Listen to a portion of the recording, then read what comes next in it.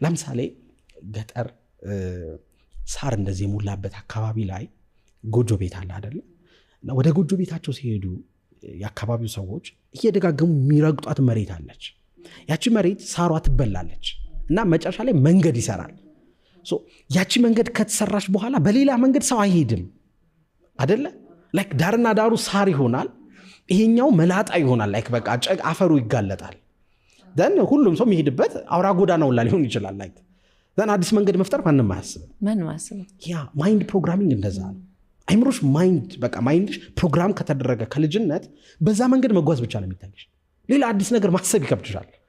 እኔ እኮ እችላለሁ፣ እኔ እኮ የፈለኩትን ነገር ማድረግ እችላለሁ፣ እኔ እኮ እንደዚህ መሆን እችላለሁ፣ ሀገሬ ገብቼ ሰርቼ መለወጥ እችላለሁ፣ እኔ ውጭ ሀገር ለምንድን ነው ለአረቦች የምሰራው፣ እኔ ለምንድን ነው ቋንቋዬን ማሻሻል የሚያቀተኝ፣ እኔ ለምንድን የራሴን ነገር መክፈትም አልችለው ምናምን ለማለት ሬዚስት ለማድረግ መጀመሪያ ያንን አክኖሌጅ ማድረግ አለብሽ። ላይክ በቃ ያ መላጣውን መንገድ ሌላ አዲስ መንገድ እንደምትሰሪ ማወቅ አለብሽ። ታፍ እንደሆነ መጀመሪያ ማወቅ አለብሽ።